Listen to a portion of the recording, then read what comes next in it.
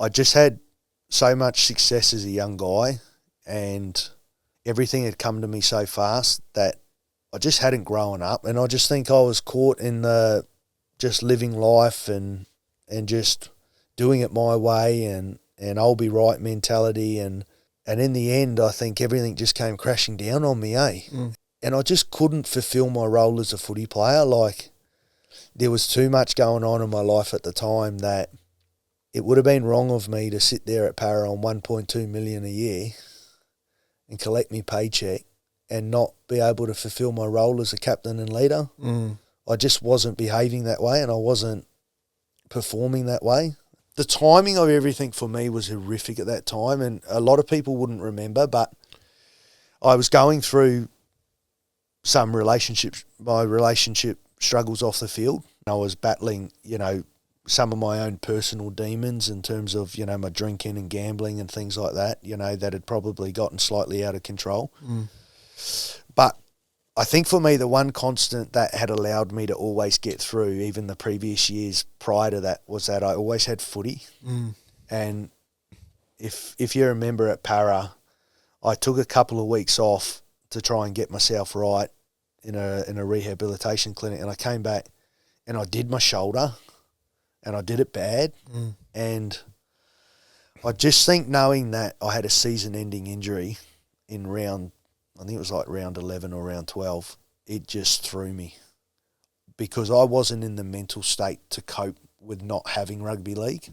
The thought of getting through that without footy just was too much for me. Yeah, got ya.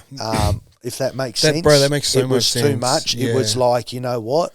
Nah, I need to get completely away, because now the one constant that I have relied on for so long in my life was that 80 minutes every single week. And that's why I'm saying, in the sense that I was immature and I hadn't grown up, because I hadn't learned how to find fulfillment in other things in my life. For me, footy was that one thing that gave me that purpose and that sense of belonging. And then when you're going through such a hard time like that in your life, and you're fighting demons in your own head and you're struggling, when the footy gets taken away, that just gets louder. Yeah, that gets heavier and deeper. And for me, that was the place I found myself in. And ultimately, that's why I walked away from rugby league. I just went, I can't do this. Not at the moment. I don't even want to be alive, let alone turn up to training. And that was what I was being asked to do, and rightfully so. I was the captain of Parramatta. I'd gone there as a big money signing. I was their halfback. They'd given me time off to fight my personal demons, given me a couple of weeks off. Then I'd done my shoulder, and rightfully so, I needed to be turning up to training and leading by example. And I didn't even want to be near a training paddock.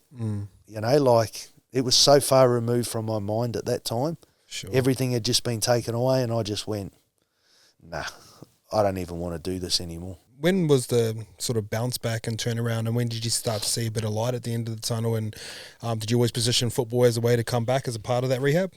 Yeah, I think over time I realised that footy was the one thing I did need in my life, and that I still had stuff left to do in my footy career. Because at that time when I walked away, I was done. I didn't care if I didn't lace another boot. That's how mentally ill I was, and just off it. And that sounds crazy to say, but I didn't care. I didn't want to play footy anymore.